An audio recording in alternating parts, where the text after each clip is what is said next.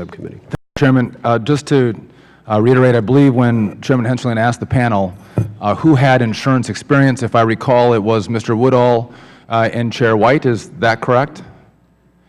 And so if I'm to ask the panel, if you were to point out the one insurance expert of all the witnesses today, who would you point to? You got probably two choices. Mr. Woodall. Thank you. I would probably agree with you, Chair White. Mr. Woodall. I'm going to overstate my expertise here. Does it concern the panel that the one person with insurance expertise is the one individual who dissented in the designation of Prudential and MetLife? Or as Chair Matz, as you say, that really doesn't matter because we're not looking at the insurance side, we're looking at the financial service side.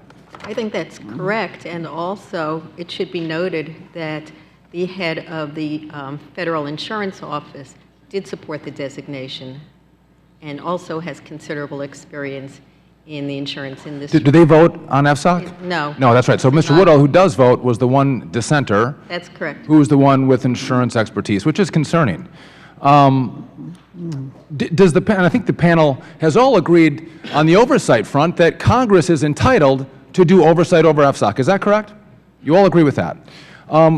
Our committee, under the signature of the chairman and every single subcommittee chairman, sent a letter to Jack Lew asking for 13 different points of information from FSOC.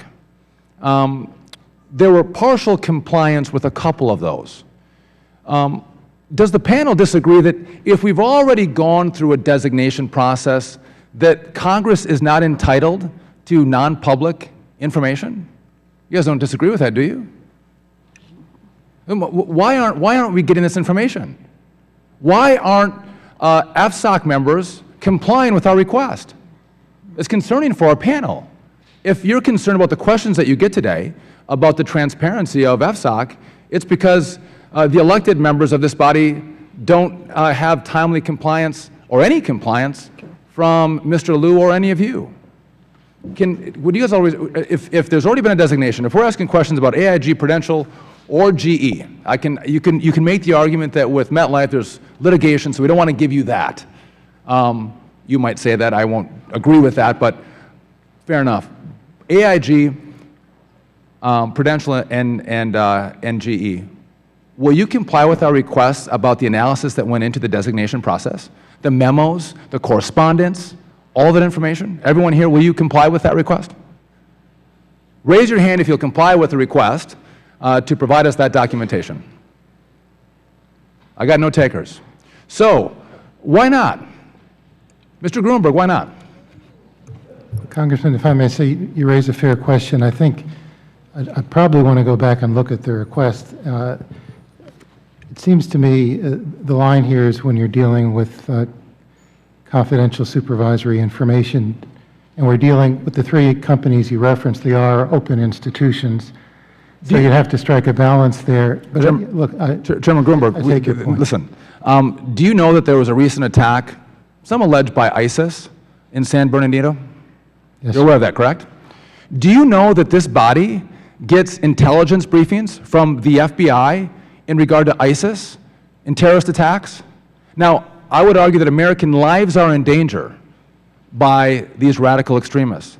Does anyone argue on this panel that anyone's life is in danger by the work that you do on FSOC? No. Raise your hand. Is anyone's life in danger? And so we can get FBI briefings, but you won't give us briefings on the analysis that's gone into a designation of certain companies in America? Mr. Mossad, will you explain that to me? Why am I entitled to briefings on ISIS and not from FSOC designation? Well, sir, I could only speak to the FSOC issues. I'm not familiar with the intelligence side. But I would say that as a general matter, I think certainly transparency and accountability is important. No. Explain why I get ISIS FBI briefings and you can't send me information on designation. I do think there are issues that we have to think about in terms of the non-public nature of certain information. No. The FBI sends me non-public information as well. I respect that, sir. Are you making decisions that affect someone's life? No. No. Is ISIS affecting people's lives? Yes. Yes. I would think that's far more serious, and the information that we're entrusted with is far more serious than the information that you have and aren't complying with. One quick question. The Bank of England sent a letter to FSOC asking questions about why Berkshire Hathaway is not being considered as a SIFI. Some have argued they have political clout in this town. I think Barack Obama said he's a great friend. Is there a political analysis and connectivity with people in power that go into the determination of designation on FSOC? Quick answer, maybe, Mr. Chairman? Not from me. Anyone? No. No. I yield back. Chair now recognizes the gentleman from California, Mr. Sherman. Thank you. Folks, I do think that your decisions are life and death. You'll never meet the people, but we have another 2